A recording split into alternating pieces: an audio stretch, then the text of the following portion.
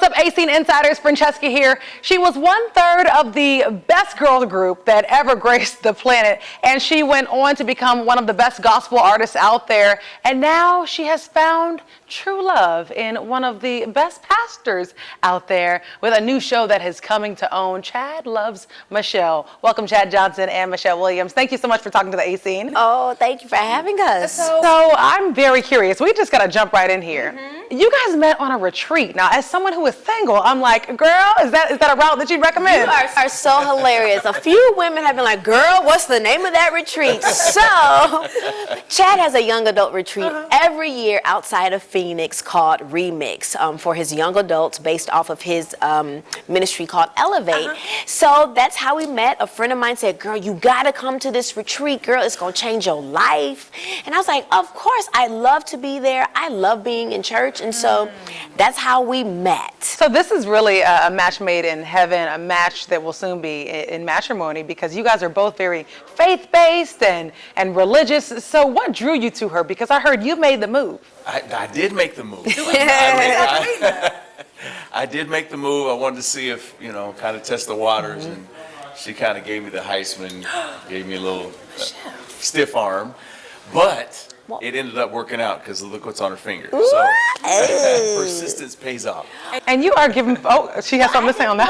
Well, it's kind of like, sometimes you want a man to be clear on his communication, like what are you talking about here? So when he first approached me, I was like, I don't know what you're talking about. So that's pretty much what he meant by the Heisman. March 21st, and now you all will be walking down the aisle in your time. Yeah. So I have to jump right in and also ask, reality TV.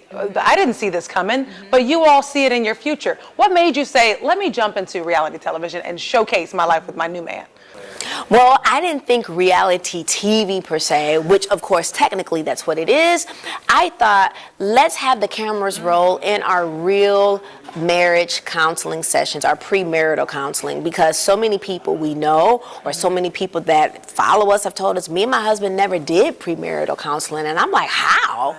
I just don't think we could be successful in marriage without all the tools. And premarital counseling brings up all the topics you need to talk about now. So you don't get into marriage and think like, oh, I didn't know you didn't want kids, or I didn't know you don't like to budget, or, so it's just little things that could really tear up a relationship. So you're really slowly starting to find things out about Michelle. Yeah, the counseling has helped out a lot. Really? And so in this recent episode, it really got heated. Of course, I know you guys have been doing press. You guys have been talking about it, so I'll just ask you about it. Many people kind of went after Chad when he did mention your mental health, and you did come to his defense, but why do you think it was important for you to say, the thing about the mental health, did you take your meds? Why do you think that was important? Well, it wasn't important in the moment. Yeah. It was, that episode, it's interesting because it captures just a portion of our entire counseling session. And so that specific episode was on communication, and we were talking about how we communicate and just the different nuances that we're learning to understand one another through. And that was one thing that, we failed at in that moment, and we decided to show our failure. And in showing our failure, the world decided to make us take it and run with it. And then the crazy thing is, yes, he asked me, did I take my meds? But in that same episode, if you watch the episode, he says, I apologize. I should have never said that. But people don't even know the stuff I was saying in that same disagreement, argument, intense fellowship, whatever you want to call it. So don't come after Chad. Please don't do that, because I haven't been perfect either in my communication with him. He said it one time. He's never said anything crazy like that, so things happen. I just want people at home, to, I guess, search your communication with your parents, with your significant other, with people, how you treat people at work. So I feel like while you're running your mouth about what Chad said, make sure that your communication is crystal clear and perfect too. And you guys being on this show really do show this new light on interracial dating as well. Have you both ever had a relationship that was interracial? No. I remember, one time calling myself trying to date someone outside my race, and the person's mom told him, you know, you can have black friends, but you just can't date them. So I was like, you know what? I want you and your mom to have a relationship, so I'm gonna be out.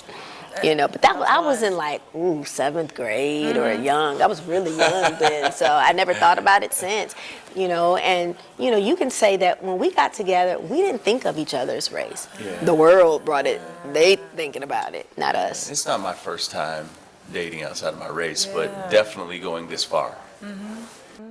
And getting engaged, right? So when you all do have children, because we know that it's a possibility, do you find that it might be a difficult conversation to have? Because, I mean, they need to know.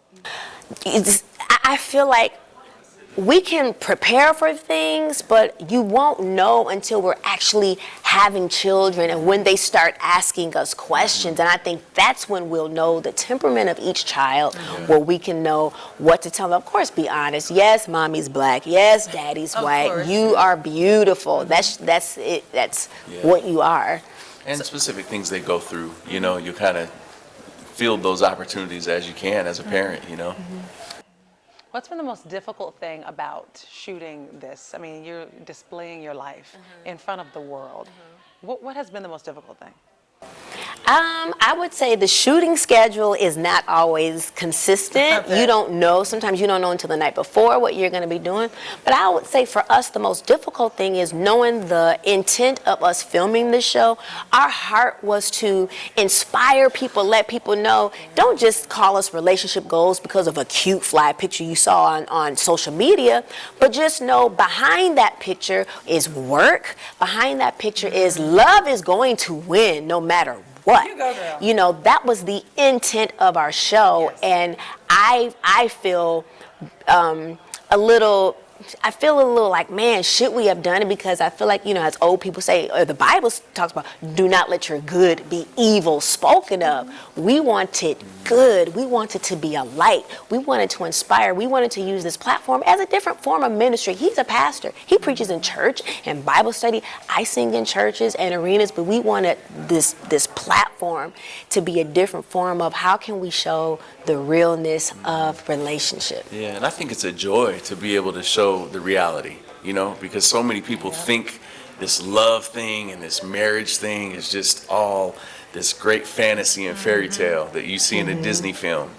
But the reality of it is it takes work. You can love each other, but you still have to work. Yeah, and it can be a fairy tale when you can get through some of the hard things. And I'll say this because I can speak to you forever and ever and ever, but our engagement to each other, it did amplify some things in me that I didn't know I wasn't healed from. You know, so you are seeing that in this show as it plays out. I can just imagine how rough that is. Are you all also seeking guidance and from maybe parents or from friends? Are you hearing from others saying this is when you get into this relationship, this marriage, this is what you should do? Who are you hearing from? I mean, we have our tribe that we're building. Tribe. And that plays out on the show. And then also we have our moms come in and meet for the first time. I love that. My little quiet, reserved Caucasian mom and And then boisterous, my unfiltered mom. Okay. amazing mom. Yes. And I so can imagine that the plays dynamic. out on the show too. Yeah. And so it's just been fun. It's been a fun journey to blend. And then allow the world to see all this stuff. And it's all happening for the first time. Like they're getting, We're witnessing it with you. yes, as we're doing it. We have quite a few Michelle Williams fans here in the building, so they put out one question for you, and it was, okay, so obviously now you are engaged to the love of your life. Have you received any type of marriage advice from your Kelly Rowland, Beyonce? Yes. Have you? Of course. They're so excited. They can't wait to plan this bachelorette party. And I'm like, I just want to go to the spa and drink a peach Bellini or something. I just want to chill. I just want to go into marriage chill. Not, what? Right. That takes too much energy, but I'm going to just let them plan whatever it is they want. You can't plan yours, though. I'm planning your bachelor party. You cannot plan I his know, bachelor. right? You cannot plan his bachelor party. cameraman is like, Right. You can't do that. Okay, so we're going to play a real quick game with you. All right. And so you'll see the theme. You'll see the theme when we begin it. So the name of this first question is called Bills, Bills, Bills. Oh, okay? gosh. Okay. So how do you determine who in the household pays the bills? Well, go ahead. Budgeter, planner. I'm the budgeter, the planner, and I'll handle everything over here. I like that. Yeah. So he's the one who's like, all right, this is what we're doing. Yep. I love it. I'm like, okay. But who's going to keep us on the budget? Oh, Michelle. Yeah, I know, because that's going to be my job too. But That's fine. She's curious. She doesn't know That's She's fine. That's fine. I'm open to new things. okay. it's going to take some time. This next one's called Say My Name. So, who is the biggest influencer in your life thus far? Say their name. Biggest influencer in my life right now. Who's influenced you the most? I'll Whether go. it be your life or your career? I'll go while Go you're ahead. waiting. Episode 2, you'll see my grandpa Jim. Oh, Oh my goodness. He's pretty amazing. yeah. That's so awesome. I have multiple influences. My mom is a great influence. I have her brothers and sisters are great. I would say family. Great influence. I'm glad to be able to say family. So, Bootylicious, what is the favorite thing that you like about Chad, Michelle? And it doesn't have to This be is out a of appearance. family show. But I've seen him work out, and I've seen him in his pants, his workout pants, and it's the first part of that word you just said. All right now. Amen. Okay. We are celibate, Yes. but it don't mean I don't have eyes.